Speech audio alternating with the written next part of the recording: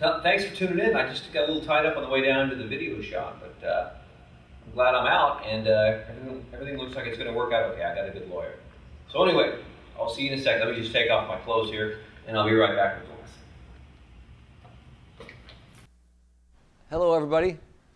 Dave Hill here. Welcome to the lesson. This is lesson number 33, and I've been having a great time doing all these lessons, and I just keep coming up with more stuff to teach you, and I hope that you've been practicing and really going back and reviewing stuff that we've been covering, because there's a lot of important information in each lesson. And now that I've officially got out of the jail that I was in there for a few minutes, I can kind of focus on my energies again. But that's a bum rap. It's not gonna stick, so it's okay. I'm fine with it. Anyway, so let's talk about what we're going to do today. We've been, up till this point, we've been dealing with full-size chords, right? We've been dealing with what I call full-size chords, meaning that they represent, the majority of the strings on the guitar, and they might have even doubled notes. A chord like this, for example, actually has, it's a major seventh chord, but it has two thirds in the chord. It actually has two roots in the chord. So there's doubled notes in this major seventh voicing, okay? And these are good for full-sounding, low-end, full-sounding, just rich kinds of chord situations that you might need. There are other types of situations where you don't even want a seventh of any kind. You don't want a minor or major seventh. You just want triad chords. And I know that you're saying, well, I know triad chords. I know these chords right here. These are triads, right? This is a triad right here, okay? But what we're going to talk about today are three-string triads. In other words, the chords are literally just going to have a root, a third, and a fifth, and just contain the bare essentials of a triad, because these kinds of chords are effective for lighter, more crisp, and accent kind of chords sometimes that you want. You don't always want big triads, right? Sometimes you want small triads. So we're talking about our chords like this. Right? These are all triads.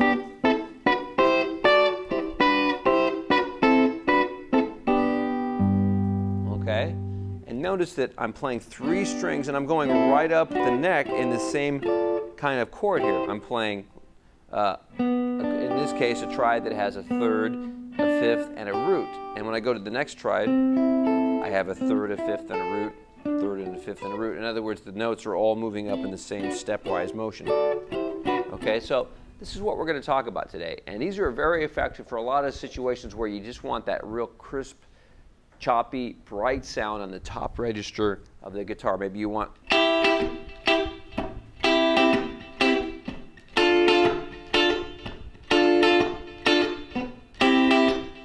that kind of reggae thing.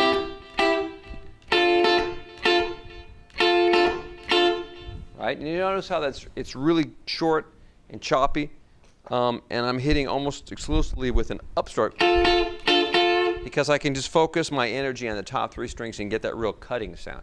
You might often hear situations where you hear, let's say, like an R&B thing.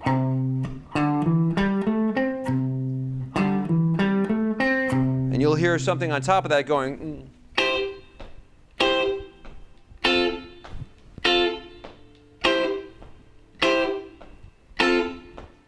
Those are perfect accent chords. So that's what we're going to talk today about. We're going to talk about learning those three-string triad shapes. Okay, and I'm also going to introduce the idea of organizing them in the harmonized scale. So look behind me if you could and see what we've got here. I've got the harmonized scale written out in terms of the chords that are the result of harmonizing the scale. And you remember we talked about this before. When you take a major scale and you stack the notes of the chord, of the scale rather, together, you get a series of chords. In this case, I'm showing you triads on the bottom strings, but you get a consistent type of chord harmony.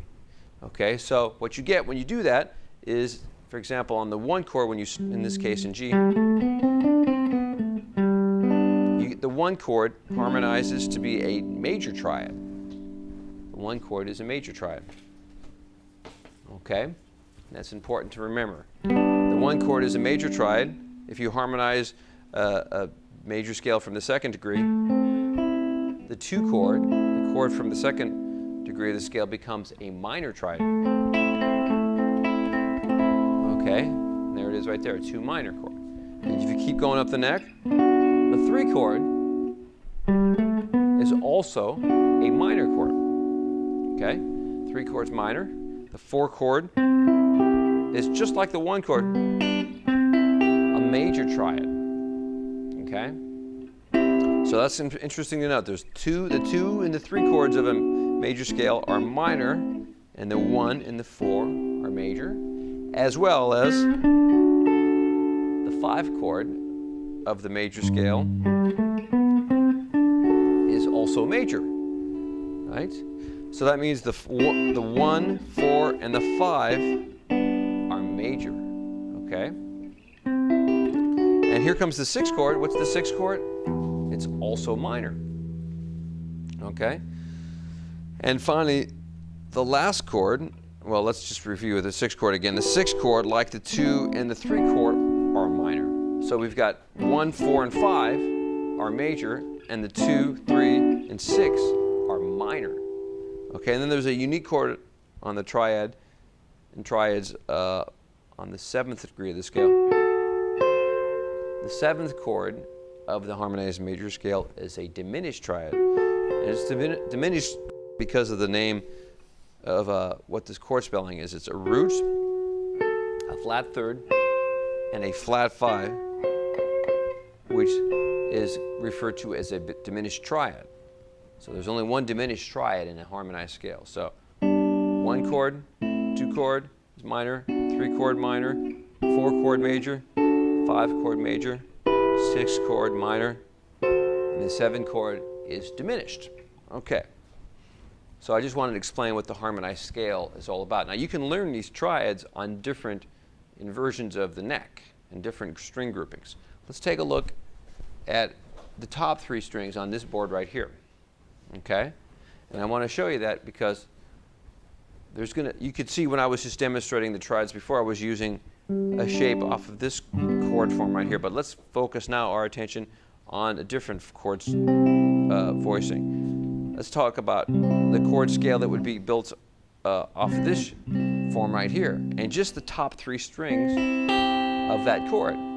So let's examine what they are. This is the major triad, and this is the root of the chord. This is the 3rd, and this is the 5th of the chord. So this is a root inversion C major triad. And if we go up the diatonic scale of C, we're going to find this shape is also, as we learned, going to be available on the 4 chord and the 5 chord, because the 1, 4, and 5 are major chords. So what happens to this shape when we go to the 2nd chord of the scale? Well, we know the 2nd chord of a harmonized major scale is a minor chord, or a minor triad. So if this is major right here, and this is the root, if we go up a whole step and play a minor triad, what must it be? Well, if this is major, and this is root, 3rd, 5th, then that note has to go to a minor 3rd. And from this root location of D, it becomes D minor. There's the triad right there. So we have a major chord in C right here, going to a minor chord, D minor. Okay? We already know that the 3 chord is minor. So if we go up to E, C, D, E, all we have to do is play a minor triad, this shape right here, and we get the minor sound again. So 1 chord, 2 chord, 3 chord, and what do we know about the 4th chord? The 4 chord we know is like the 1 chord, major. Okay, so there we go. So we already know the major shape here, so we just apply that from the root, F, and we've got a major triad. So major, minor, minor, major. Okay, that's the 4 chord. What do we know about the 5 chord? That also is a major triad. So if we go up another whole step for the 5 chord, as our diatonic, as our major scale order goes, whole step, whole step, whole step, half step, whole step, that would be a G major triad. So we use this shape again. We've only had to use this shape and this shape so far. Okay, we go up another whole step to get to the 6th chord, And we know the 6th chord is minor from our music theory over here. So we go back to the minor form. So once again, we have minor on the 2, 3, and the 6.